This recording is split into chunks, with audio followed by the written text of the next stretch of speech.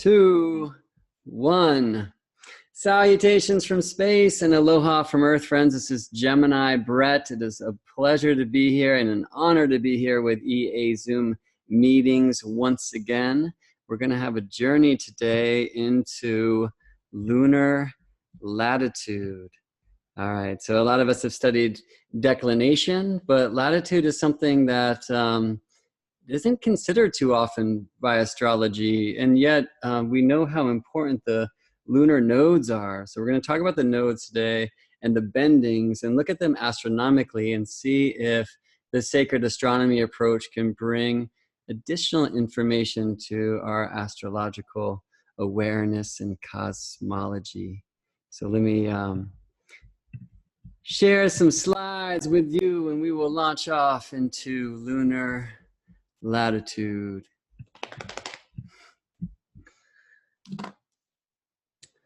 All right, 4:30 p.m. August 1st, 2019, and I'm broadcasting from San Anselmo, California, Marin County, with Jupiter just about to rise, retrograde in his own sign of Sagittarius. My last EA Zoom meeting presentation was about the circle of spirit, the crescent of soul, and the cross of matter. And you can see that posted at my website, geminibrett.com, also at the EA Zoom YouTube page. But we're going to have a little review of the content here before we go, in case you did not see that one. The general idea is that the circle, spirit, represents the all, expanding from source in every direction. Really, the circle is a sphere, the perfect form, the heavenly form, the goddess. Unity, the monad, one, right? And unity is the goal, it's the truth, and it's totally boring because everything is essentially nothing. It cannot even know itself. But this is where the miracle happened. And I imagine many of you experience this miracle yourself when you're sitting in meditation and you can't slow the thoughts as you were instructed to, but you let them run out of control, and suddenly you're somewhere else looking at you, the thinker. Well, who's doing the thinking and who's doing the watching? You have become the not to, and many creation tales describe that this is what happened with spirit and how soul is born. Soul, which is not a division of spirit, but rather an entire reflection of spirit. So soul grows from the same place, expanding to the same boundaries. And soul, in considering itself, or spirit in considering itself, birds soul. And this can happen a million times, an infinite amount of times. It has happened at least as many times as there are us and dogs and squirrels and trees and all the things that are ensouled. And this is how the crescent of soul, which we use to symbolize moon in astrology, is born, right? And of course, we could have waxing or waning moons, so we can move the soul circle from the spirit circle in any direction. We can even get far from home, far from center, and expand beyond the reach of what a moon can look like. We can only see this large shape during an eclipse. And this is a total solar eclipse we'll see, like the recent one we had in the sign of Cancer on July 2nd, 2019. The diamond ring. All right, so the circle of spirit, contemplating itself, birth, soul, and truthfully, as soul distance itself from spirit, which is impossible and yet not, this happens in a linear fashion, creating not only that movement between the two centers of the not two, but also two intersections. And this is how the cross of matter is instantly born. It's said in the mysteries, when one becomes 2, 3, and 4. We can harness this cross by making the radii equal, and the earth glyph, the cross of matter inside the circle of spirit, is born. And especially if we allow soul circumference to drift to the center of spirit, we find this sacred shape, the vesica piscis, the mandorla, the sacred almond, the yoni, the birthplace of creation. And if the cross goes away, I think you'll see something rather familiar. Not because you watch TV, but because TV watches you. Of course, this is the human eye. And the transmission is that here on Earth, with the human eye, we can see that spirit and soul are the same size. This amazing thing that allows us to experience the diamond ring or the blood moon, these total eclipses, which have so much to do with sun, earth, and moon, and with these points that we call the lunar nodes, right? Rahu, north lunar node, Ketu, south lunar node, where you can draw a line from earth through the paths of moon and sun. So we'll have a look at this astronomically in a couple ways. This is like a feet on the ground point of view, thanks to the wonderful Stellarium software. Take the ground away as the software allows us to do. And the question is, well, what about the circle of soul? So the circle you see here is what I call the circle of spirit. It's the ecliptic. It's the plane that Earth travels about the sun, right, in our annual orbit. But from Earth's point of view, that's the sun circling us, right? So the circle of spirit we use to symbolize sun, the circumpunct. And the Earth is that dot in the center of the sun moving around all of us, right? And as it does, we see sun blinding the constellations of the zodiac from our view and revealing the one it has just come from. But the moon's on her own course. I'm going to bring in another circle here, and you'll see that crescent born, or double crescents. This is how this happens astronomically. The circle of spirit, and now the crescent of soul. And this is the moon's course. So where the moon's path, or the circle of soul, as I like to call it, crosses the sun's path, or the circle of spirit, as I like to call it, are these lunar nodes, where the two are one in all times. And especially at times like this, when the sun is at either north lunar node or south lunar node, as it is in the image we're looking at together now, it is eclipse season, right? In fact, you might be able to tell from this image. It might be easier for we astrologers if we see this in a chart, but this is a chart. Astrology is the poetic breath of nature. You might be able to tell here that it's about to be a lunar eclipse. So I'm going to fast forward to that time, and indeed we'll see that the moon, when opposes the sun, close enough to these lunar nodes, that this was the total lunar eclipse of January 20th, 2019, earlier this year.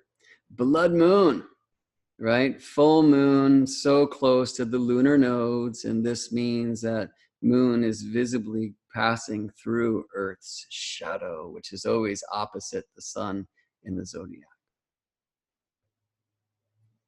So we're going to kind of fast forward and watch this in the chart after that time. That new moon in Aquarius was then too far from the nodes to be an eclipse. And this is a very interesting new moon here in Aries this year. And now Taurus, and we find the sun slowly approaching about a half year after the previous eclipses in the North Node. And this is July 2nd, total Cancer eclipse. July 16th, partial lunar eclipse in Capricorn. And then the sun will distance itself again, right? But what else do you see here, right? So we see phase for sure. Like for example, I'll stop here and we see this is just about to be a full moon, right?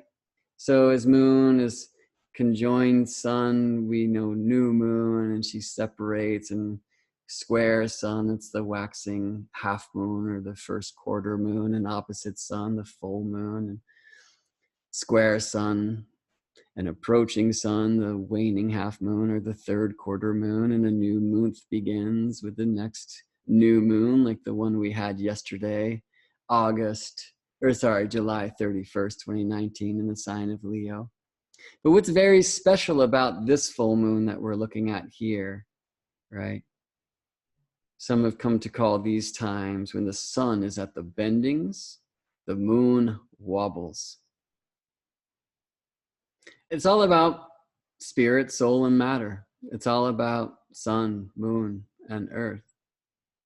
And it's really why so many of the alchemical traditions through space and time have shown these three parts of the philosophy, as I believe Hermes describes them in the Emerald Tablet: sun, moon, and earth, or spirit, soul, and matter, with images of dragons or serpents.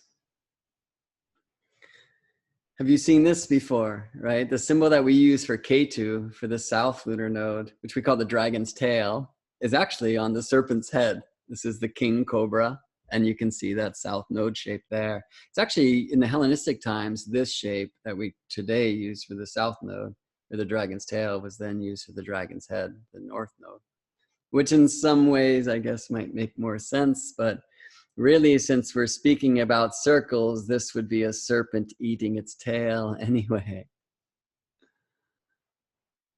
Do you see what I see in the slithering of the snake? Ketu, Rahu, Ketu, Rahu. And it's interesting where the circle of spirit and the crescent of soul and the cross of matter are the elements of which all planetary glyphs are composed, especially the ones that we can see with the eyes out to Saturn, that is. But Uranus can sometimes surprise us, and I'll speak about that in a bit.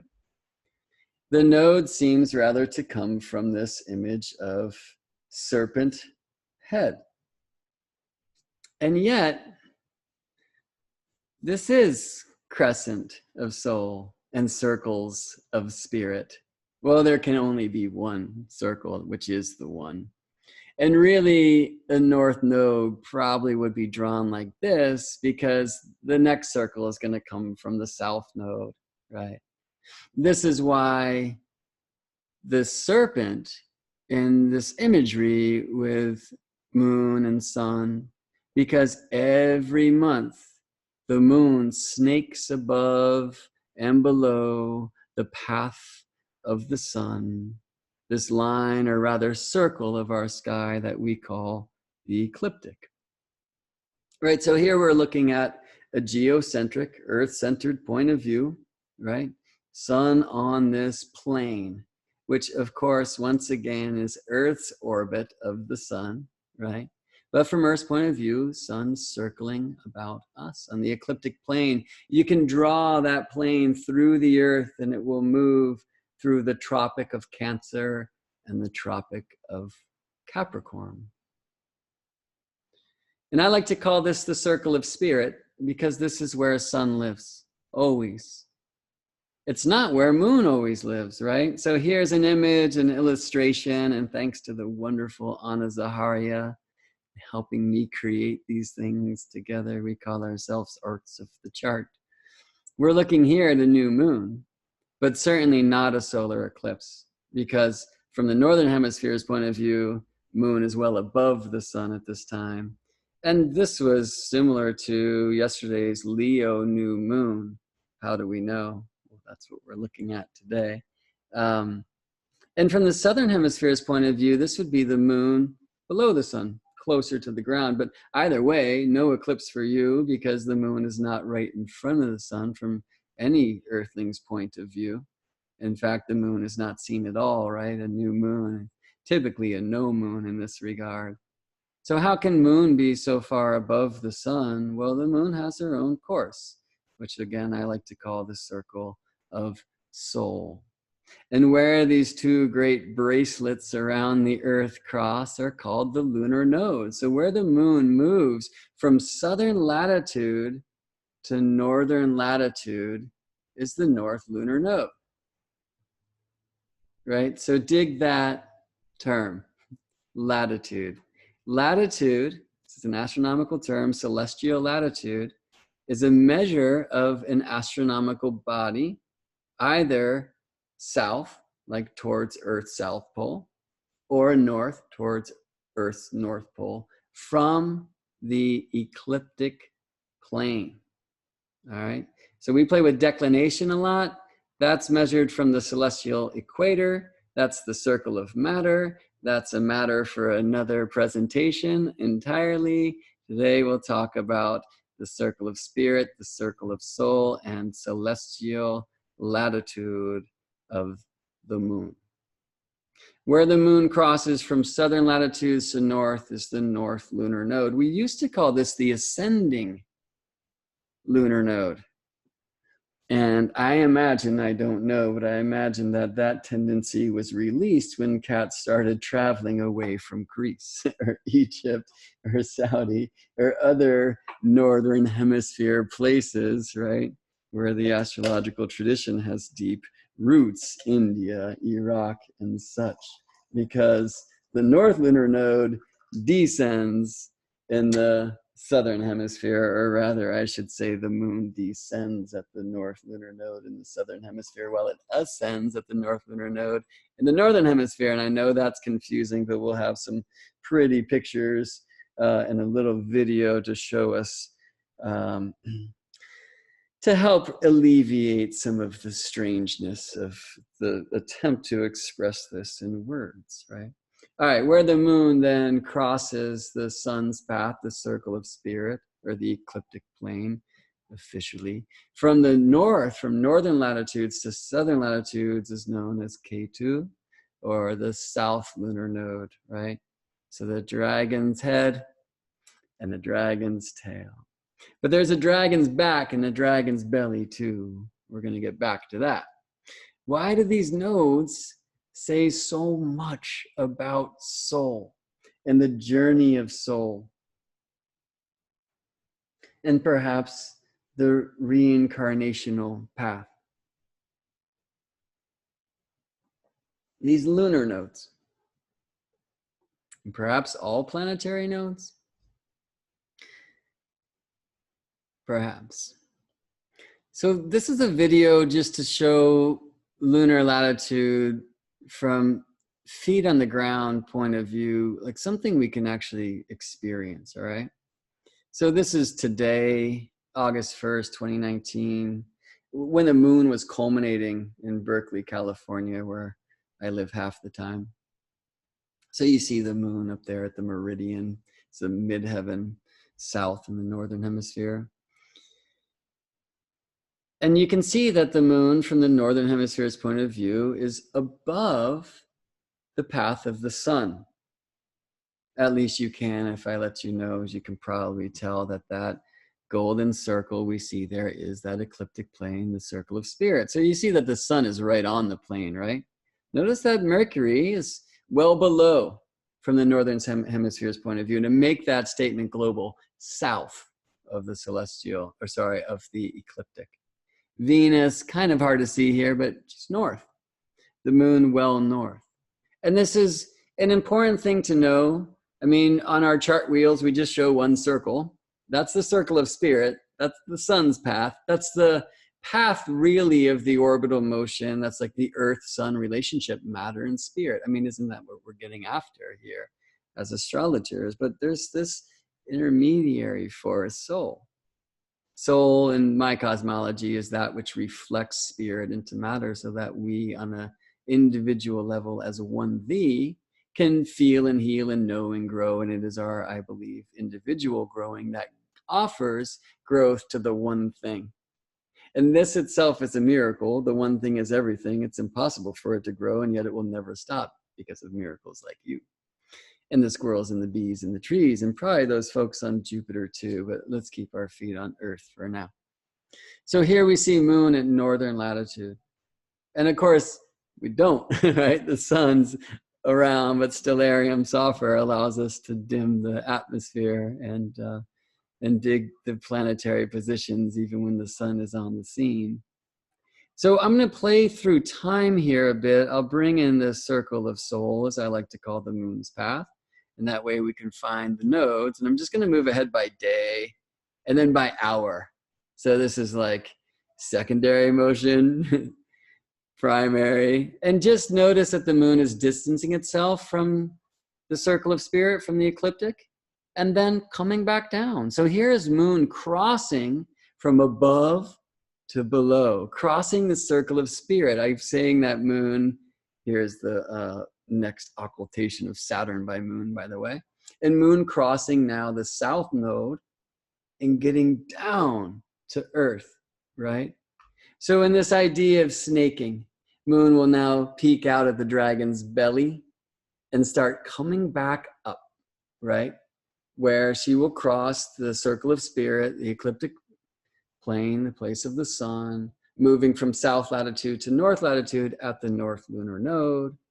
And we'll find for the next new moon, which is in the sign of Virgo, tropically speaking, that moon again will be north of sun. No eclipse for you, right? Moon and sun meeting too far from a lunar node, which if you look towards the right of the screen is aligned very beautifully to Wasat, one of the stars of the Twins constellation, right? You can see that place where the circle of spirit, the golden circle, and the circle of soul, the silver circle, the sun's place and the moon's place respectively cross. In that crossing place that brings moon from south latitude to north latitude, right? So crossing from matter up towards the heavens, right? You feel that? So through spirit towards whatever's up there, right? Where the south node would bring it from the higher places down through spirit to earth. I'll say this from Hermes' emerald tablets. It rises from the earth to the heavens, and again it descends to the earth, achieving the force of things superior and inferior. Shortly after that, Hermes tells us by this means the world was created. What about superior and inferior? This means better than and worse than? No. Above and below. And this is how the tablet begins. 'Tis true without lying, certain and most true, that which is below is like that which is above, and that which is above is like that which is below, to do the miracles of one only thing. By the way, the tablet ends, hence I'm called Hermes Trismegistus, having the three parts of the philosophy of the whole world. That which I have said of the operation of the sun is accomplished and ended. So it's interesting that Hermes at the end of the tablet says that he's been speaking about the operation of the sun. And at the beginning of the tablet says, as below, so above, as above, so below, to do the miracles of one only thing. It sure seems to me that Hermes is describing sun, and I will say is our local representative of the one. The second rubric of the tablet says, as all things have been, and arose from one by the mediation of one, so all things have their birth in this one thing by adaptation, right? And geometrically, how I was showing that adaptation was through what we call translation, right? It's that type of thing. And from the circle of spirit, the crescent of soul is born. Or is it born? Because we already heard that all things have been, right? There's nothing new under the sun is another way this has been said. There's really only the one. But as I believe, spirit contemplating itself creates this appearance of soul. So once again, we can reflect the one light here in matter in an absolutely unique way. One of them is you. So one thee here in matter, a place that has time and space, which perhaps is necessary for growth. One thee, you or me, can feel, heal, know, grow, and it is our individual growing the radius, radii. As we grow, the whole scene does, you see. This is the miracle. It's interesting, actually, I mentioned that thing about meditation and circles and crescent contemplation before. Many of the tablets translations call that bit where we heard mediation. They say meditation. As all things have been and arose from one by the meditation of one, so all things have their birth in this one thing by adaptation. The sun is its father, the moon its mother, the wind hath carried it in its belly, the earth its nurse. The tablets are an amazing study, right? And I love this bit where we hear, it ascends from the earth to the heavens, and again it descends to the earth, achieving the force of things superior above and inferior below. So was the world created. Before that, we're told, by this means all obscurity shall fly from you, for it vanquishes every solid thing and penetrates every subtle thing. Perhaps subtle and solid is reversed there. Maybe that's another image of above and below, or without, within, right? I mean, these are like principles that we speak of in astrology. We say this all the time, as above, so below. But what do we mean by that? I mean, one thing I think is incredible here, right? Reach your arms to the sky, if you would, please. I mean, you're hearing this in a different space, likely in a different time. We're pointing to a different star. I mean, there's some very low chance that if you're doing this in the right place and sometime in what I think of the future, you're pointing at the same star as I am right now. Well, you know, I'm actually pointing to a different star than I was when I first raised my arms, because Earth spins really quickly, doesn't she?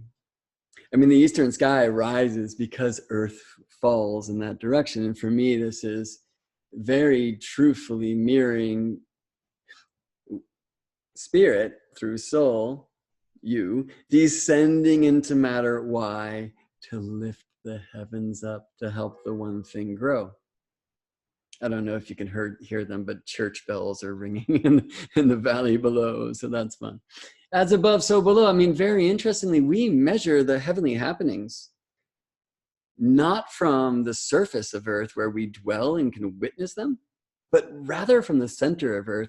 This tripped me out some years ago. I took a crew of amazing seekers to the deserts of Arizona to have an eclipse ceremony. It was a lunar eclipse, and my chart said it would be one time, and the astronomy site said it would be another. And I was like, what's wrong with my chart? And I learned then that I can hit a button that says topocentric, which means measuring from the surface of Earth. And if I did that for that location in Arizona, the time agreed with what the astronomers were saying, because they were telling me when, as a human being living on the surface of Earth, I should go check this thing out. Why do we measure astrology from the center of Earth? So again, please, arms to the sky. We're pointing to a different star, you and I. And yet, please now, if you will, descend on a line down through your spine and meet me in the center, where we will meet everyone. The center of Earth is the whole, and that's where we measure the signs. If we cast a chart for this moment in time on every location on Earth, we will find the planets in the same degrees of the same signs, but in different houses, right? Different houses in Australia, different houses in New York, different houses in Michigan. Hi, Audi. Than here in California in this moment time, right? So the houses are surface particular, just like the cuisine in India and the language and the culture is rather different than here in California. Though I feel like eating Indian food tonight now. The houses are different there than they are here, but the signs are of the whole, they are of the center, they are of the below. Where the houses in this way are of the above. And yet we can flip that cosmology too. Yet I think astrology, especially in the sacred astronomy approach, is going to bring us to many different contemplations of what is the above and what is the below. And in this line, in this rubric from Hermes' sacred poem, the Emerald Tablet, it ascends from the earth to the heavens, and again it descends to the earth, achieving the force of things above and below. I mean, so one way we might see that, like if we follow the sun. Who sang about that? George Harrison, right? Sunrise, reach, and sunrest, sunset. It ascends to the heavens, and again it descends to the earth, achieving the force of things above. And below, it's going to find those things in the middle of the night when the sun reaches the IC, the Imun Cheli, the bottom of the heavens. Or was that hell?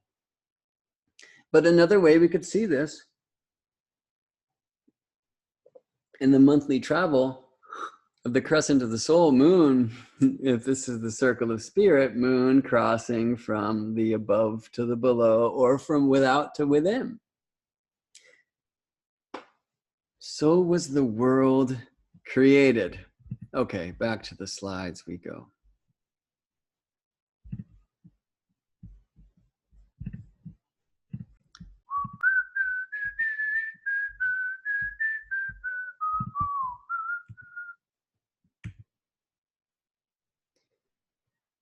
Nodes, lunar nodes, right? And bendings. So here again, we see moon like well north of sun.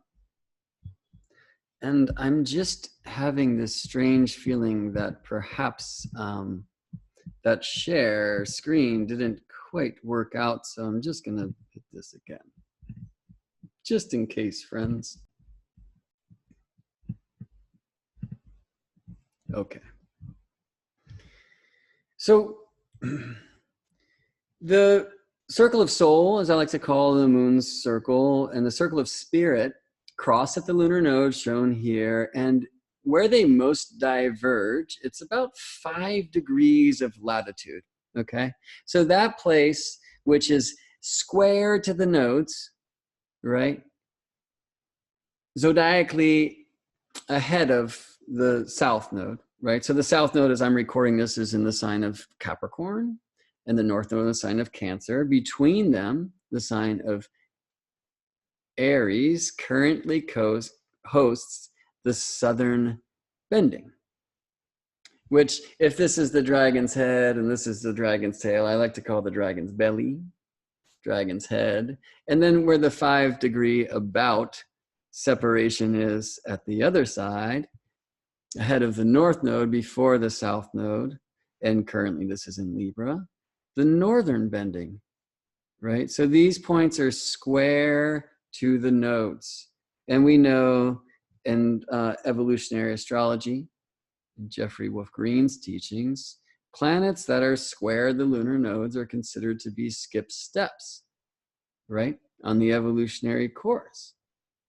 So there's something very interesting there, right? There's a lot of attention in almost all, well, in many paradigms of astrology, given to planets that are at the moon's nodes or the moon's bendings. And know that at the nodes, this is from Earth's point of view, where we can, in all moments of time, draw a line through the paths of moon and sun, where they converge. And the bendings, square the nodes, are where they most diverge. Okay.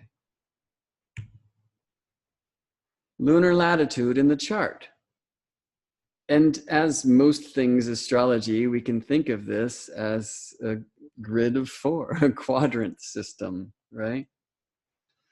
I'll follow the moon. All right.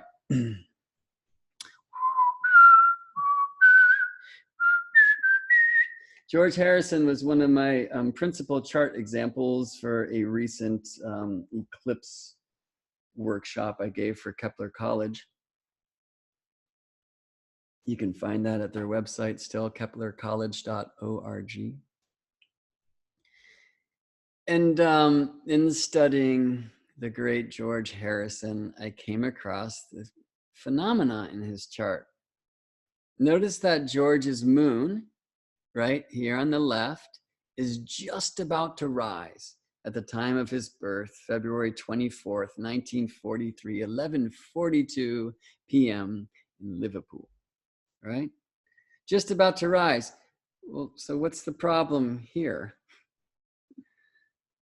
The moon is above the horizon. Now, one of the reasons why we call the 12th house hidden things, because astrology is the poetic breath of nature, is because mountains and trees are buildings in our day and age.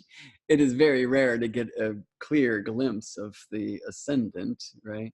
There's other ways that you have to work with what's called the nonagesimal to find the degree that's rising if you want to play this with your space and with your face in space in the dark of night. It's a favorite game of mine. learning to draw the chart without a computer or tables, just by being outside. And it's very possible because astrology is the poetic breath of nature. But this is a strange thing, right? Because the chart is showing us the moon below the horizon. We know that's the horizontal line of the cross of matter, right? And Stellarium is showing us the moon above. Is one wrong? Is this astrology software, Astro Gold, wrong? No, absolutely not.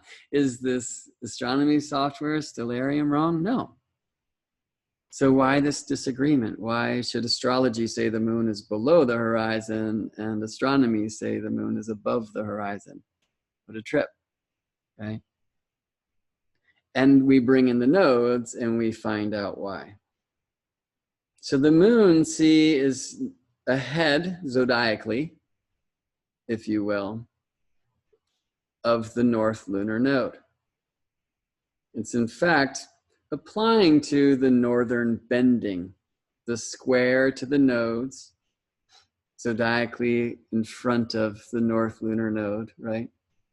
What's square to Leo, Aquarius, but Scorpio and Taurus. So Scorpio in front of the north node, zodiacally speaking, secondary motion speaking, is going to host the north lunar node in this moment of George Harrison's birth. In fact, it will be at 24 degrees and 55 minutes, Scorpio, yeah?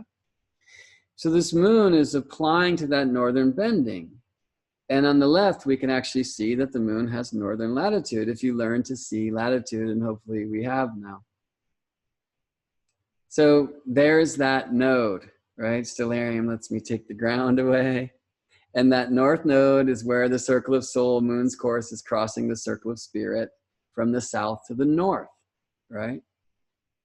And notice that I'm not talking about houses, right? I'm talking about where the moon is in respect to the sun's circle, the ecliptic, the circle of spirit.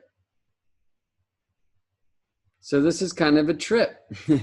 And it reminds us of this thing that we do in astrology, which is to project planets or stars that are off of the ecliptic and draw them down on perpendicular lines to the ecliptic plane, right?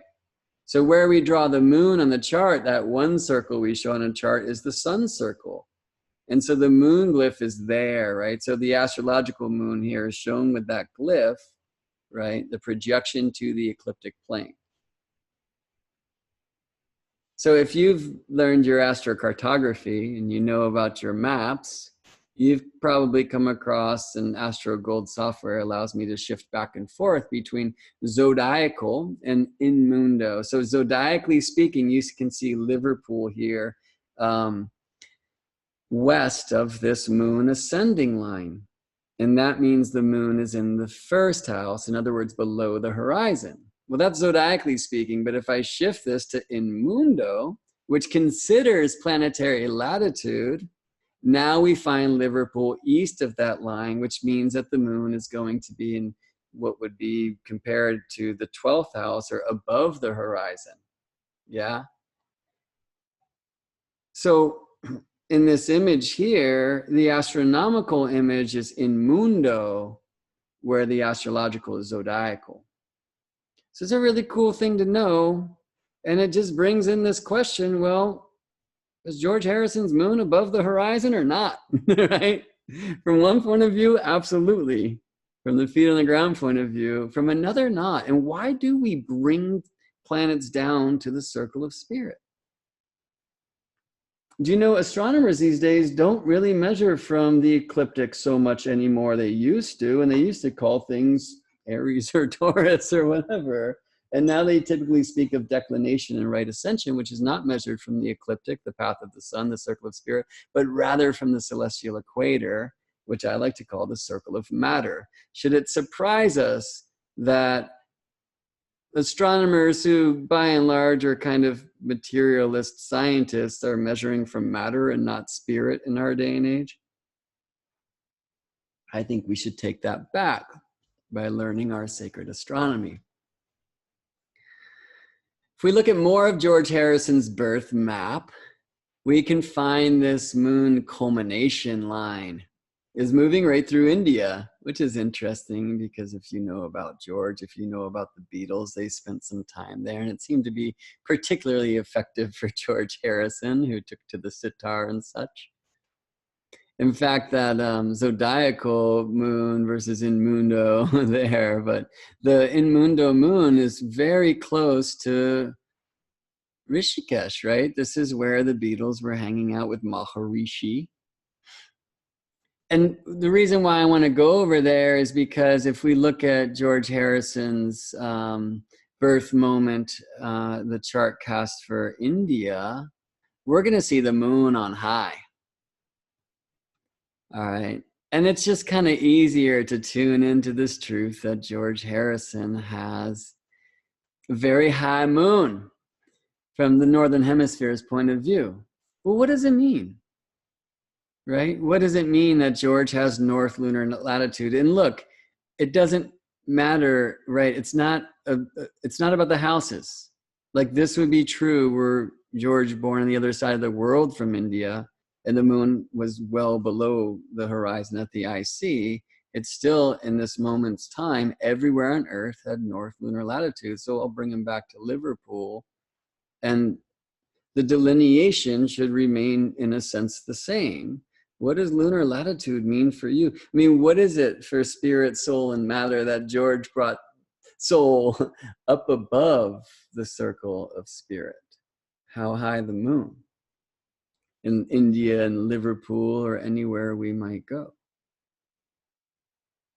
It ascends from the earth to the heavens, and again it descends to the earth, achieving the force of things superior and inferior, above and below, to do the miracles of one only thing.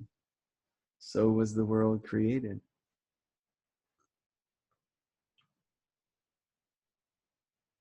So we set up these quadrants. I was really excited to go to a presentation at a conference not too long ago about Babylonian lunar latitude, right? And I was not so happy midway through, but did my best not to leave, and I made it all the way. Because what I was told is that when the moon is north latitude moving north, you're fit to be a king. And when it's north coming south, at least it's still north. Now, when it's south going south, it's hard to believe you're still alive. And that's the condition under which I was born. And then when it's south going north, well, it's south, but at least it's heading north again. That didn't work for me, right? I'm really hesitant to embrace, well, resistant and with purpose to embrace any astrology that says this is good and this is bad. How do we see lunar latitude in a chart? There's quadrants, right? So I'm just going to break this down to moon, sun, and the nodes. I mean, really, I could just show the moon on there. And we'll bring in these quadrants. These colors, in some senses, are arbitrary. But we find that square to the nodes are these bendings. And again, that George Harrison's first minutes of Scorpio moon is in front zodiacally of the North Lunar Node in Leo, not yet to the northern bending square to there in later Scorpio, right? So George Harrison's moon is north going north. And I'm hoping you can see that now. And we'll get into some examples of that, I think. Can you see how here the moon is north, moving north, right? What's the sun's latitude? 0, always. Because latitude is measured from the ecliptic, and that's where the sun lives, always, right? But moon here is in front of the north node, moving towards the northern bending, just like George Harrison's actually, though it's a new moon. So that's north going north. Fit to be a king. Well, it seemed to work out for George. And not everybody's a Beatle, though, right? There can be only 4. All right, so what about You and me. What does lunar latitude mean? How might we delineate this? So one thing we can do is kind of take these nodes, and if I put the north node over to the right of the chart, this might correspond to the quadrant system that we use when we consider houses, right? Because we usually talk about the third quadrant, where this like twisting system would place the moon, as well, we've just come up from underground and we're heading up to the midheaven up high. But notice the arrows on this beautiful illustration created by the beautiful Anna Zahario and the not so beautiful me. The arrows go the other way, because really the houses and the true ancient delineation of the houses, and most of those whispers still are heard today, come from the primary motion rising in the east and setting in the west. It's the other direction.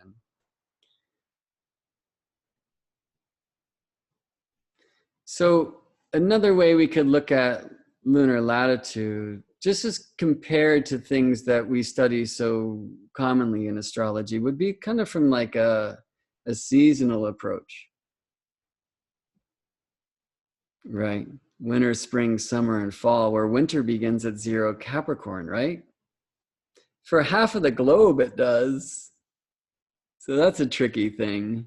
But if we do work this way, we could bring the north node down to the ascendant and make this a 0 Aries chart. And actually, there's a wonderful zodiacal cosmology or philosophy that's called the Draconic Zodiac that does just this. And by the way, Astro Gold software, thank you, because at my request and EA Zoom video meetings, thank you, because for this presentation, Astro Gold built in the Draconic Zodiac, which is a wonderful thing, because now we can look at how all of the planets relate to a zodiac based upon the lunar nodes. So I think that the EA Zoom approach, right, or sorry, the evolutionary astrology approach should pay a lot of attention to the Draconic Zodiac. I mean, Jeffrey Wolf Green used porphyry houses, and I cast charts in that regard as well. But this will just show you where all the planets show up in the map of your lunar nodes and bendings, right? So what the Draconic Zodiac does is, regardless of where your north node is in the zodiac, it fits it to 0 degrees tropical Aries. And that will make the northern bending 0 Cancer, the south node 0 Libra, the southern bending 0 Capricorn. So what the Draconic Zodiac does is it basically works with the philosophy or the truth that this picture, right, the moon snaking above and below the sun's path, is very much like this picture. This is the very real astronomy of the tropical zodiac. You can learn a whole lot about that at GeminiBrett.com at the free teachings tab. There's a 3-hour video about this built to train us to respond intelligently rather than run away from the materialist astronomers' attacks, right? Signs and constellations are not the same thing, and they basically base their principal criticism of astrology and call it fake on this one truth, but they don't understand that that has nothing to do with what we are saying about the signs of the tropical zodiac. And they are very, very real astronomical things that in some ways we could speak about in the snaking sine wave of the sun every year going north of the celestial equator, peaking out at the solstice, coming back down to cross, right? And so in this regard, equinoxes like the sun here shown at March equinox would be like a node, and a solstice would be like the northern bending. The June solstice would be the northern bending. The September equinox, the Libra equinox, would be the south node. We're compared to this, do you see? Of the spirit, sun, and matter, earth relationship, right? And so we can compare this picture. I mean, you can see how similar it is to this, right? So the tropical zodiac is about the crossings and deviations, I guess, of spirit and matter. And the lunar nodes and bendings are the same as applied to spirit and soul. Earth, sun as to earth, and sun and earth as to moon and sun. Spirit and matter, soul and spirit, in my particular cosmology. So with the draconic zodiac is leaning on this correlation, which creates a system of quadrants. So which quadrant, as far as lunar latitude goes, is your moon in? Is she north going north, north coming back south, south going south, or south coming back north? And if you cast your chart using the draconic zodiac, you can basically just apply this to north, north, north, south, south, south, or south, north signs, which are respectively north going north, Aries, Taurus, Gemini, north coming south, Cancer, Leo, Virgo, south moving south, Libra, Scorpio, Sagittarius, and south coming back to the north, Capricorn, Aquarius, and Pisces. So there's this issue, right, with like the seasonal trip, because in the southern hemisphere, the northern cosmology would get flipped. And let's see, yeah, we've got 10 minutes left, so I'll show some of that. Here's George birth moment, George Harrison's birth moment, cast for Rishikesh, India, right, which is about 30 degrees north latitude on Earth. This is a weird thing that we have earthly latitude, terrestrial latitude, and then celestial latitude. And sadly, they actually don't correspond well, really, for reasons maybe I'll show in a video another time. Declination should really, it would be more appropriate to consider declination, celestial latitude, but that's just not how it was set up.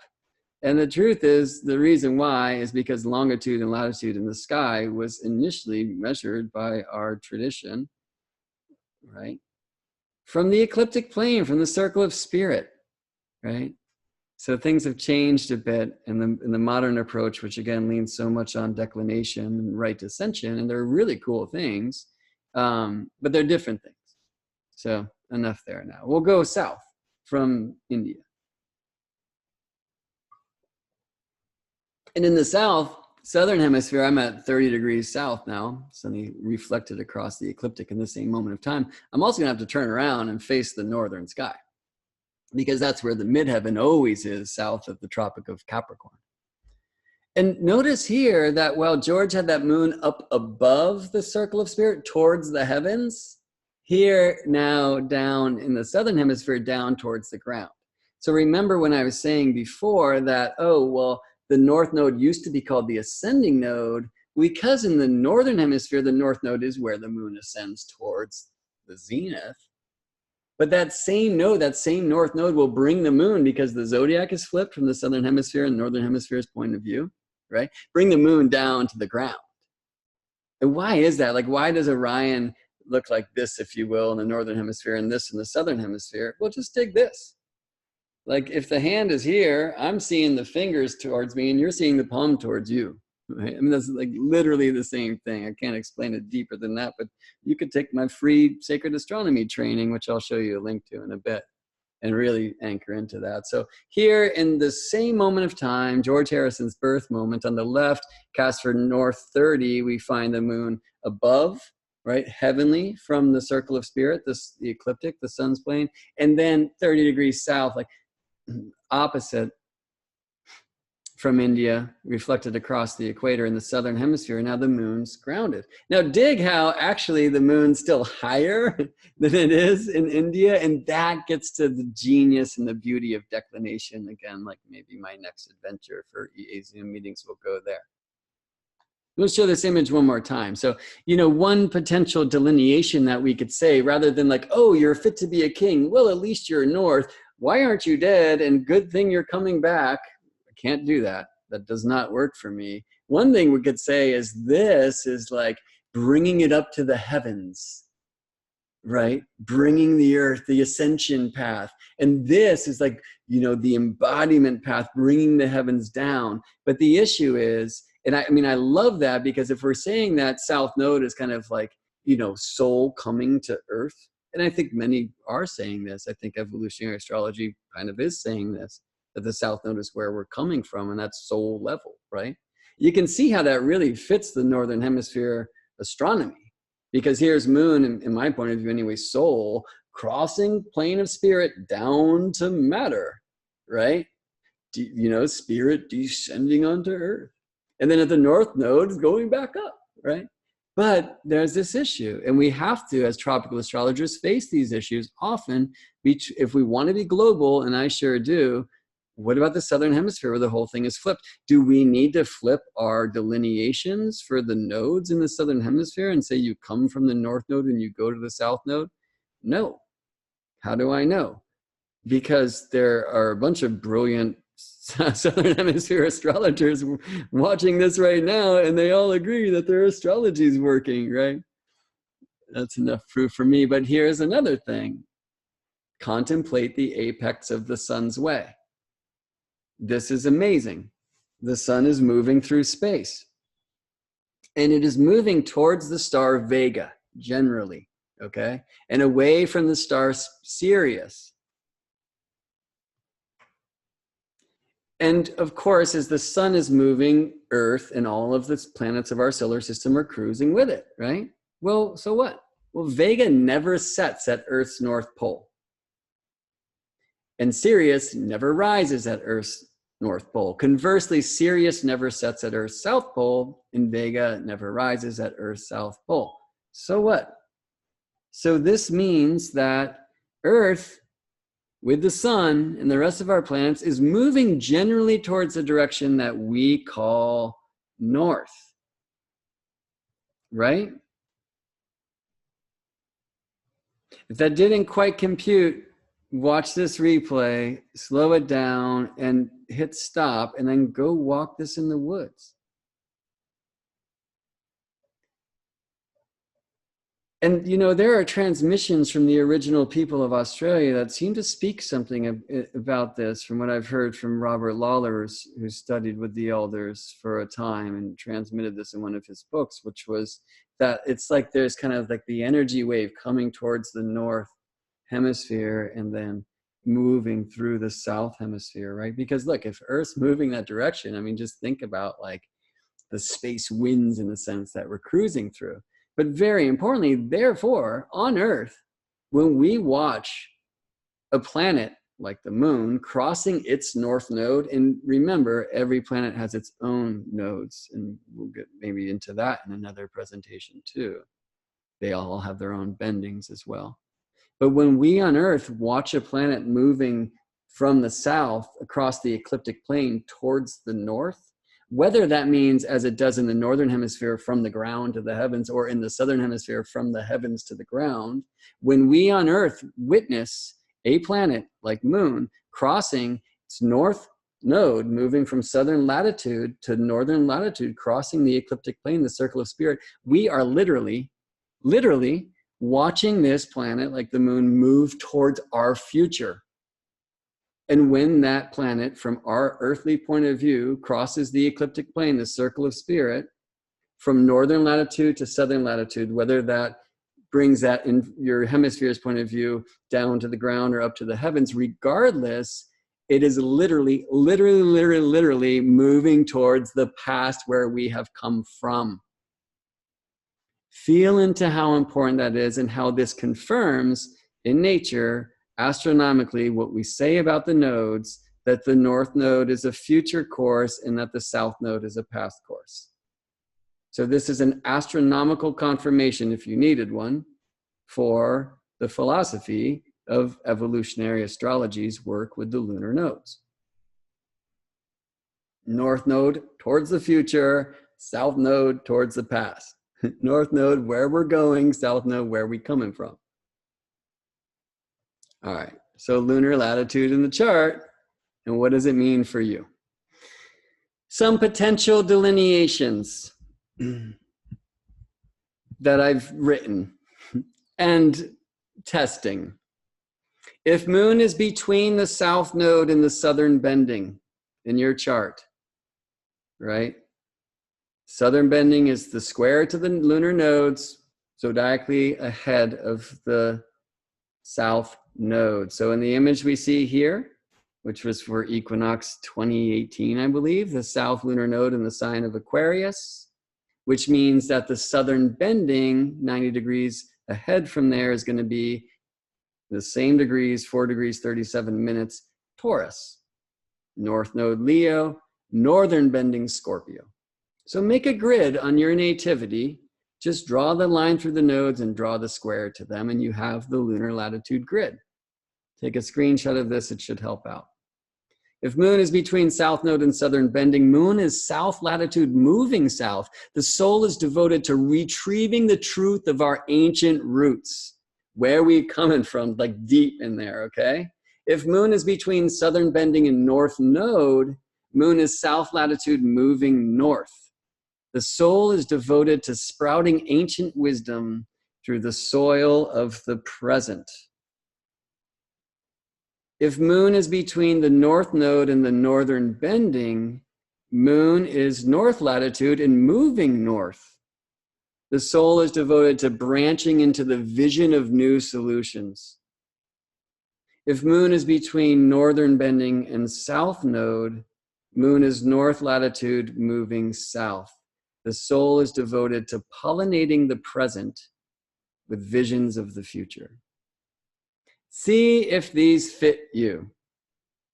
I'll say, like, I wrote these, and I don't know that they even fit my situation. I'm south going south. And I very much feel like I'm kind of my delineation here for south going north, bringing the ancient traditions, in this case, sacred astronomy, back to the present of our astrological awareness. But I can see the other thing happening too, because I'm always trying to find teachers. And so far, the greatest teacher I found is Earth herself. Oh, I thought this was going to spin pretty. At GeminiBrett.com, you can go to courses, and there are 6 hours of free sacred astronomy training that takes this from a much more basic level and builds up, all right? So if you're watching this and you're like, what is that dude talking about? But I still want to watch it because he loves it and it seems cool. Do that training, come back to this, and it will really land on your Earth and your senses. At GeminiBrett.com, you can also find events. This one's actually not posted there yet, but I will be teaching a 3-day, 4-night, very important night because there's a lot of sky work here involved, Astronomy for Astrologers certification course for the Organization for Professional Astrology in the beautiful Zion National Park in April of 2020. Check this out at opaastrology.org. There you'll also find that I will be very soon giving a presentation 10 days from today on August 11th. One of my favorite things to present, sacred astronomy as taught by our mysterious sign glyphs.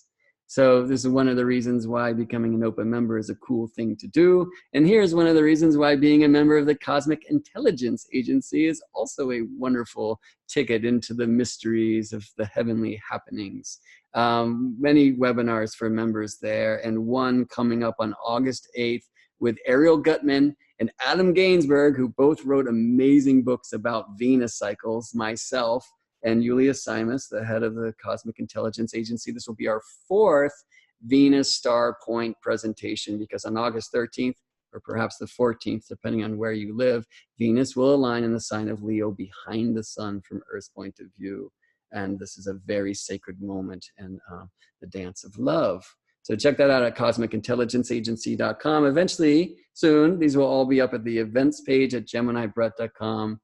But for now, I hope you'll head over to the home page of my website, where you can find, depending on when you watch this video, because it's limited time only, $33 mini readings of Sun, Moon, and Earth cosmology, and my newsletter. So sign up there, and I'll send you some news about sacred happenings. And I'm very pleased I was to announce this morning that Taurus, right, Uranus and Taurus, has inspired a retreat to Mexico in October, when at the Scorpio new moon, October 27th, we will have an amazing opportunity to see Uranus in the sky with our naked eyes.